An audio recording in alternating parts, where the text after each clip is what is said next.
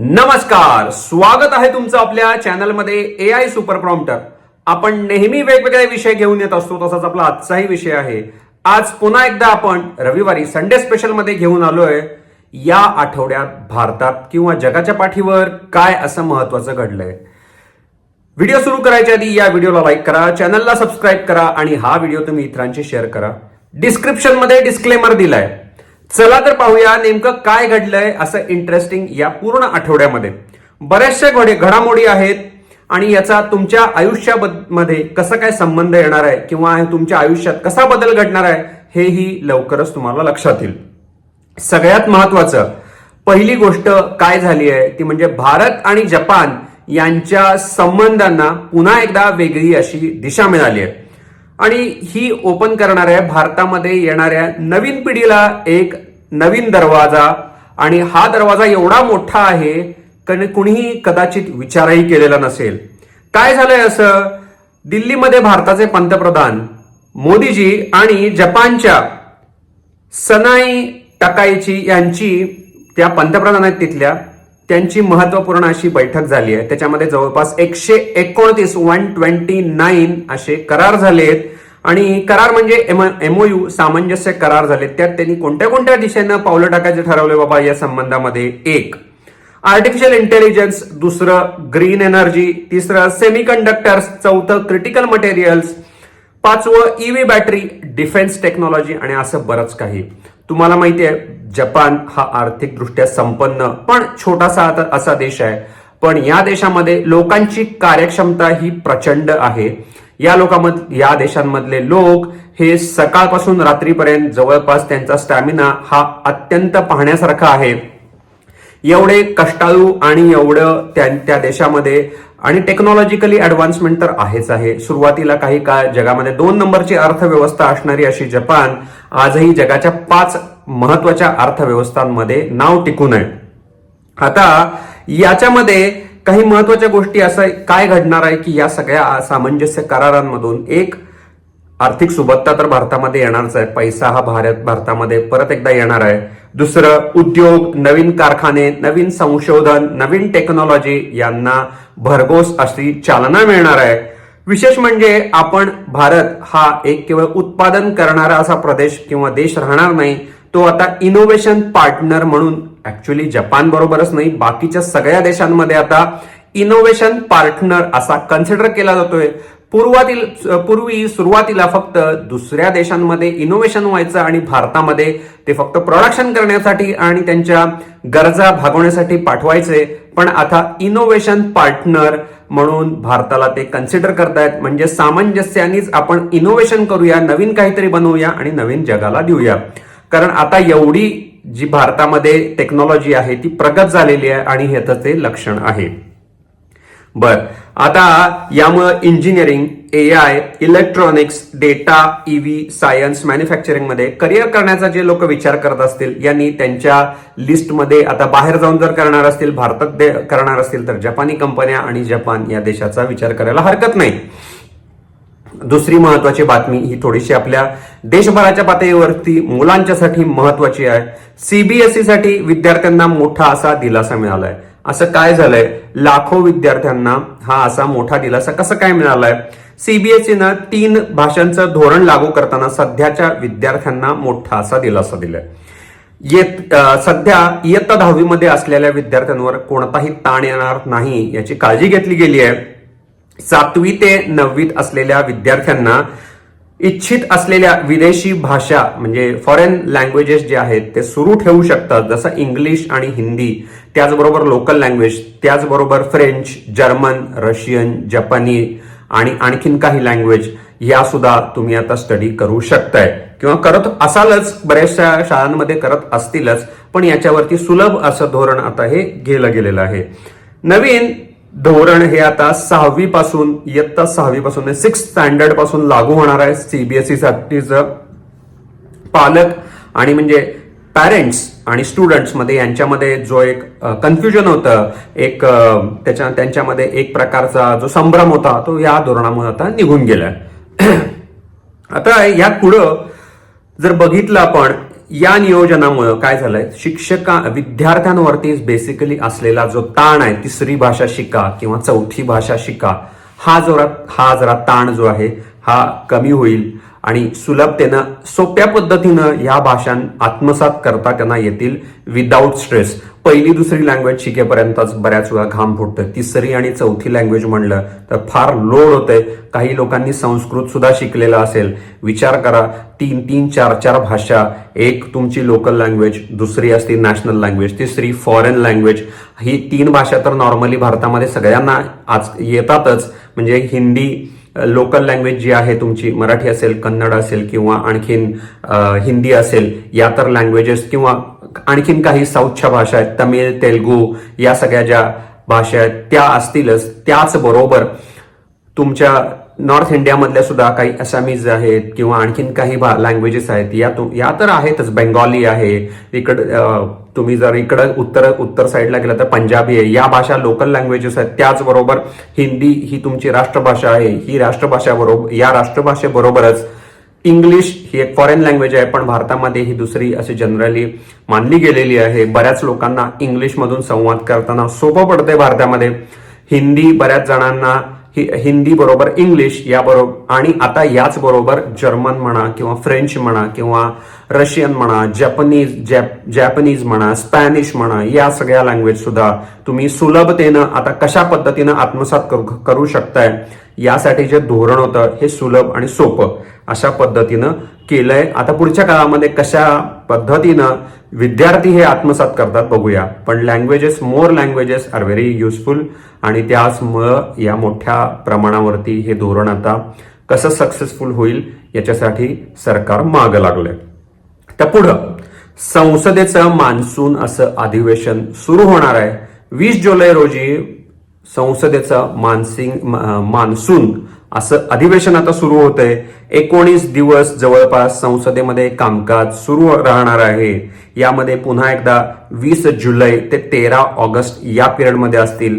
पुन्हा एकदा काही विषयांवरती चर्चा, काही नवीन गोष्टींवरती डिस्कशन्स, आणि त्याचबरोबर विधेयक, आर्थिक निर्णय, सार्वजनिक हिताचे विषय असे पुन्हा एकदा त्याच्यामध्ये डिस्कस होतील, हाताळले जातील. त्यातनं आणखीन काही निर्णय बाहेर येतील. पाहूया मध्ये काय होतं. आता कसं आहे, संसद म्हणजे बऱ्याच लोकांना राजकारण, गोंधळ हे असं दिसतंय, पण संसद हे तेच नाही आहे, तर लोकशाहीचं एक मंदिर आहे की जिथं त्या मंदिरामध्ये बरेचसे महत्वाचे निर्णय हे घेतले जातात लोकप्रतिनिधींकडून मोठ्या प्रमाणावर लोकशाही पद्धतीनं. त्यामुळं अत्यंत असं महत्वाचं हे अधिवेशन पुन्हा एकदा संसदेचं पावसाळी अधिवेशन होणार आहे. याला पावसाळी अधिवेशन पण म्हणतात किंवा मान्सूनचं अधिवेशन पुन्हा एकदा होणार आहे. आपली भारतीय अर्थव्यवस्था जी आहे, चौथा महत्वाचा आहे या आठवड्यामध्ये घडलेलं सकारात्मक दिशेनं पाऊल पडतंय. सकारात्मक पॉझिटिव्ह डायरेक्शनमध्ये पुन्हा एकदा भारतीय अर्थव्यवस्था चाललेली आहे. जे हार्मुजचं प्रकरण होतं ते थोडंसं आता जसं निवळलंय, तसं पेट्रोल, डिझेल या सगळ्या गोष्टी या जशा निवळून पुन्हा एकदा ती पूर्वपदावरती गतिमान व्हायला सुरुवात झाली आहे. गोष्टी मूव्ह व्हायला सुरू झाल्या आहेत. त्याचबरोबर पावसाची सुद्धा जी एल निनो वगैरे जे चाललेलं होतं त्याच्यामध्ये सुद्धा काही प्रमाणामध्ये थोडासा उसंत आहे, कमी प्रमाण दिसतंय. आणि हवामान खात्याच्या अंदाजानुसार यावेळी पुन्हा एकदा पाऊस जर चांगला पडला तर साहजिक आहे यावर्षी पुन्हा एकदा पाऊस चांगला पडल्यामुळं जी शेतकरी आहे, बळीराजा जो आहे, याच्यामुळं जे काय उत्पादन येतंय त्या उत्पादनामुळं अर्थव्यवस्थेमध्ये पुन्हा एकदा गती येईल आणि मजबूती मिळेल.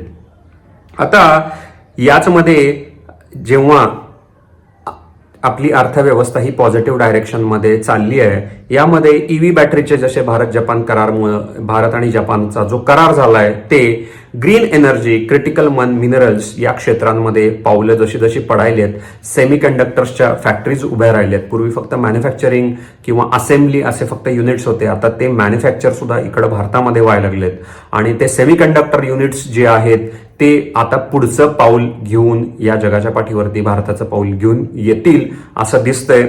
कदाचित सेमीकंडक्टर हा उद्योग हा भारताला नवीन नव्हता, पण आज ज्या साईजमध्ये सेमीकंडक्टर्स बनले जातात, अक्षरशः रिसेंटली जर म्हणलं तुम्ही 0.1 नॅनोमीटर अशा एवढ्या बारीक अशा लेअरवरती लाखो ट्रान्झिस्टर्स, लाखो आयसीज हे माउंट केलेले असतात. ही टेक्नॉलॉजी अत्यंत क्रिटिकल आहे, फारशा देशांकडे आजपर्यंत नव्हती, पण ही आता भारतामध्ये सुद्धा काही अंशी प्रमाणामध्ये सुरू झाली आहे. त्यामुळं पुढच्या येणाऱ्या काळामध्ये सेमीकंडक्टर इंडस्ट्री भरभराटीला जाईल याची पावलं दिसते. नुसतं सेमीकंडक्टर म्हणलं तर फक्त त्याच एक उभा राहिलेले कारखाने जे आहेत आत्ता बनवणारे ते महत्वाचे नसतात, तर त्याच्याबरोबर खालती सुद्धा काही उद्योगधंदे त्याच्या सपोर्टिंगला उभे राहतात आणि ते सुद्धा हळूहळू, जसं चायनामध्ये आज सेमीकंडक्टर इंडस्ट्री मोठ्या प्रमाणावरती आहे, जी पुढे जाऊन बऱ्याचशा चायना, तैवानमध्ये ज्या पद्धतीनं या इंडस्ट्री उभ्या राहिल्या, तसंच भारतामध्ये सुद्धा या इंडस्ट्री हळूहळू पाय रोवतील घट्ट असं दिसतंय. इन्फ्रास्ट्रक्चर, त्यामुळं मॅन्युफॅक्चरिंग, प्रायव्हेट कन्झम्पशन या सगळ्या गोष्टी ऑटोमॅटिकली वाढतील आणि त्याचबरोबर हे जे आज सेमीकंडक्टर प्रॉडक्ट्स आहेत किंवा इलेक्ट्रॉनिक प्रॉडक्ट्स आहेत ते अजून स्वस्त होतील. आणि ही जी आता इंजिन्स आहेत आपल्या भारताची, डिजिटल जसं इकॉनॉमी आहे, ही आपल्याला आता पुढं भारताला या येणाऱ्या काळामध्ये नेतील आणि जसं जसं टेक्नॉलॉजीचं अडॉप्शन होत जाईल, हे लोकल लेवलला तसंच मोठ्या क्षेत्रावरती, आंतरराष्ट्रीय स्तरावरती भारताचे कंपोनंट्स, भारताचे इलेक्ट्रॉनिक्स पोचायला लागतील, त्याची रिलायबिलिटी दिसायला लागेल आणि त्यानंतर त्याचा जसा ओघ वाढेल तसं तसं मोठ्या प्रमाणावरती डिजिटायझेशन, त्याचबरोबर इलेक्ट्रॉनिक्स हे प्रत्येक घराघरामध्ये आज ज्या लेवलला तुम्हाला घरामध्ये आज इलेक्ट्रॉनिक्स दिसते त्याच्यापेक्षा कदाचित 10 पटीनं हे जास्त इलेक्ट्रॉनिक्स प्रत्येक घराघरामध्ये दिसायला सुरू होईल. यात विद्यार्थी, पुढे येणारे जे बनणारे नवीन विद्यार्थी आहेत त्यांच्या नोकऱ्या, त्यानंतर काही लोक स्वतःचे उद्योगधंदे, त्याचबरोबर अनेक जण ह्याच्यामध्ये नोकरी सुद्धा, हा जो त्यांचा एक महत्वाचा आपल्या भारतामध्ये बरेचसे लोक करतायत, तर ते सुद्धा त्याच्यामध्ये मोठ्या प्रमाणात सामील होतील. बघूया इलेक्ट्रॉनिक्स, टेलिकम्युनिकेशन्स, इलेक्ट्रॉनिक्स या सुद्धा कदाचित असं दिसतंय की फील्ड्स आहेत हे मोठ्या, त्यांना मागणी येईल मोठ्या प्रमाणात आणि कॉलेजेस, शाळा आणि या ठिकाणी सुद्धा हे अभ्यासक्रमांमध्ये दिसायला सुरू होतील. आता 5वा महत्वाचा म्हणजे हा ग्लोबल आहे. अमेरिकेनं 4 जुलै रोजी त्यांच्या देशाचा 250वा स्वातंत्र्य दिन साजरा केलाय. 250वा स्वातंत्र्य दिन आणि त्याबद्दल भारताने त्यांना अत्यंत शुभेच्छा दिलेल्या आहेत. 250 वर्षाचा स्वातंत्र्य दिन म्हणजे छोटी गोष्ट नाही आहे. 250 वर्षापूर्वी तो देश स्वतंत्र झाला, त्यानंतर किती सत्तांतर आली, किती लोक आले, त्यानंतर काय काय घडामोडी घडत गेल्या आणि एकेकाळी बॅरन लँड म्हणजे तिथं काही नव्हतं असा असलेला प्रदेश, ज्या ठिकाणी जाऊन दुसऱ्या देशामधले लोक राहिले, त्यांनी वस्ती केली आणि त्यांनी एवढे कष्ट केले तिथं त्या ठिकाणी की आज तो जगाला पुढे नेतोय.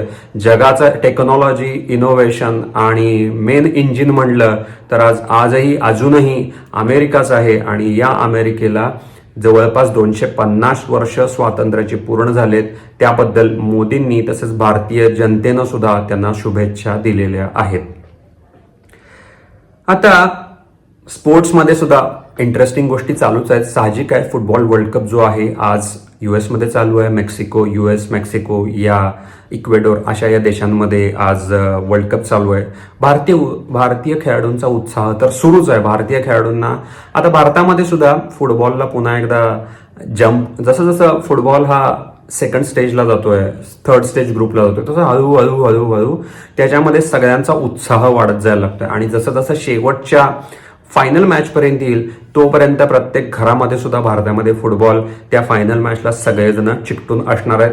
जरी भारतामध्ये क्रिकेटचं वेळ असलं तरी फायनलला मात्र घराघरांमध्ये आजही शाळा कॉलेजमधली लोक जी आहेत किंवा आत्ता सुद्धा बऱ्याच क्षेत्रांमध्ये काम करणारी आहेत ती फुटबॉल प्रेमी शेवटच्या फायनलच्या मॅचच्या वेळी नक्कीच क्रिकेटच्या वर्ल्ड कप सारखं फुटबॉल वर्ल्ड कपला चिकटून राहतात स्क्रीनला.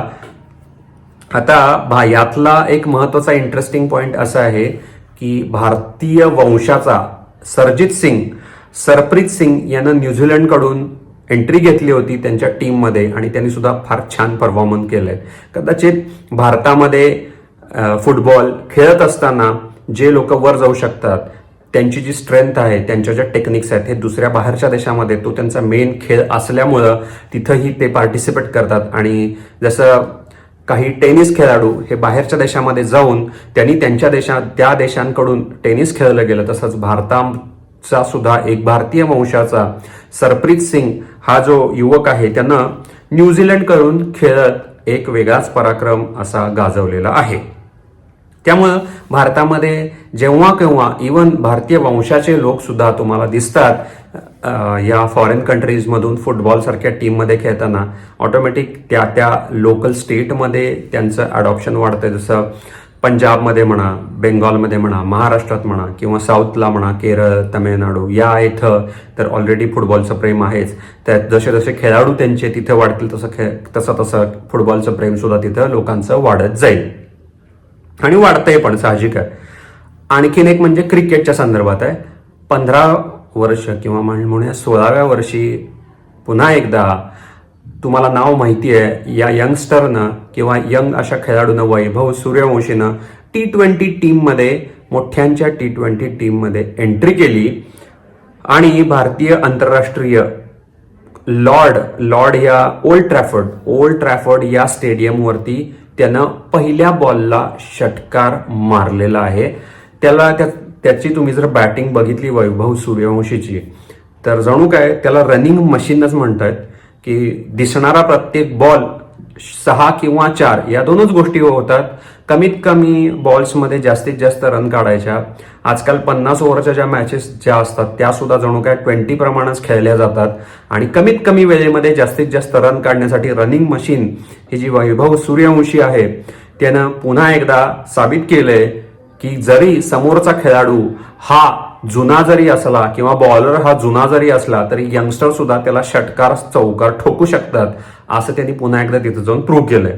बऱ्याच देशांचे बरेच खेळाडू आता बऱ्याच ठिकाणी याच्या खेळाच्या टेक्निक बद्दल, याचे पॉझिटिव्ह पॉइंट्स काय आहेत या सगळ्याबद्दल बोलायला त्यांचं सुरू झालेलं आहे. आणि बऱ्याचशा ठिकाणी तुम्ही जर कॉमेंट्री जर बघितली ती कॉमेंट्री पण अशीच आहे की या कॉमेंट्रीमध्ये सुद्धा तुम्हाला लक्षात येईल की यानं इथनं मारला की हा इकडं 6ला जातो, इकडं मारला की त्याला 4ला जातो, हेच सगळं चालू आहे. आणि या सगळ्या पद्धतीनं वैभव सूर्यवंशी जो आहे हा अत्यंत यंगस्टर असा खेळाडू त्यानं परफॉर्म केलाय पुन्हा एकदा. आता बघूया मोठं स्वप्न अजून 16 असंच एका वयाच्या स्टेपमध्ये असताना मास्टर ब्लास्टर सचिन तेंडुलकर यांनी सुद्धा पदार्पण केलं होतं. आता त्यानंतर आणखीन एक असाच खेळाडू आहे पण अजून, तो म्हणजे विराट कोहली. त्यांचाही परफॉर्मन्स असाच गाजलाय. आता तिसरं नाव जोडलं जातंय का त्याच्यामध्ये ते पाहू.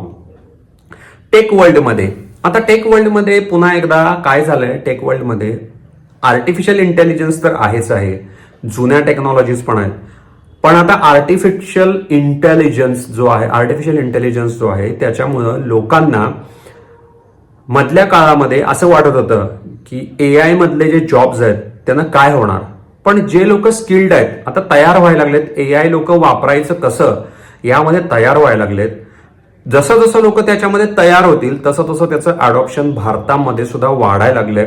भारतातल्या IT कंपन्यांनी सुद्धा त्याच्यामध्ये मोठ्या प्रमाणावरती लोकांना हायरिंगचं सुरू केलंय. जे टेक्निकली स्ट्रॉंग आहेत, जे टेक्निकली साऊंड आहेत अशा AIच्या लोकांना आता अपॉर्च्युनिटीज या अवेलेबल झाल्या आहेत आणि त्या दृष्टिकोनातून पूर्वीपेक्षा जास्त मोठ्या प्रमाणावर हायरिंग सुरू झालंय. बघूया आता याचा फ्लो कसा राहतोय. आणखीन एक टेक्नॉलॉजीमध्ये आणखीन एक झालंय ते म्हणजे 4 जुलै ते 6 जुलै यामध्ये Amazon प्राईम सेल हा सुरू आहे. ज्यांना कोणाला ऑनलाईन काही खरेदी विक्री करायची आहे, भले ते कुठले काहीही असू दे, त्यांनी Amazon प्राईम सेलला Amazonच्या साईटवरती जाऊन Amazonचं किंवा Amazonचं ऍप जे आहे तुमच्या मोबाईलवरती डाउनलोड करून तिथं मिळणाऱ्या ज्या डिस्काउंट्स आहेत त्याला गोष्टी तुम्ही विकत घेऊ शकताय. 4 ते 6 जुलैमध्ये हा पहिला असा Amazon प्राईम सेल सुरू झालेला आहे. याच्या आधीही खूप झालेत. पुन्हा एकदा यात तुम्ही सहभाग घेऊ शकता आणि भरपूर सारे प्रॉडक्ट्स तुम्ही मागवू शकता. आता आणखीन एक ते म्हणजे नवीन स्मार्टफोन्स. या दरम्यान नॉर्मली स्मार्टफोन जे आहेत ते रिलीज होतात. एक म्हणजे वन प्लसचा झालाय आणि दुसरा म्हणजे सॅमसंग. 2 स्मार्टफोन कंपन्यांनी त्यांचे मिड बजेट फोन आणि बजेट फ्रेंडली 5G फोन हे लॉन्च केलेत. सॅमसंगनी 27 हा लॉन्च केलाय, तर वन प्लसनी काहीतरी 60 हा मिड सेगमेंट मधला लॉन्च केलेला आहे. आता यामध्ये ओव्हरऑल असं दिसायला लागलंय की डिमांड जी आहे ती इलेक्ट्रॉनिक्स पासून, पावसाळा म्हणला की सगळ्याच गोष्टींमध्ये पुन्हा एकदा हालचाल सुरू होती, तशी ही हालचाल पुन्हा एकदा सुरू झाली आहे मान्सून बरोबर. फक्त अर्थव्यवस्थेतीच नव्हे तर मान्सून बरोबर सगळ्याच गोष्टींची हालचाल सुरू झाली आहे, नवीन बदल सुरू झालेत. पुन्हा एकदा गोष्टींमध्ये तुम्हाला आता चैतन्य निर्माण झालेलं पाहिजे. बघूया आता पुढच्या आठवड्यामध्ये काय होतंय या सगळ्यामध्ये. तोपर्यंत निरोप घ्यायची वेळ आली आता. नमस्कार.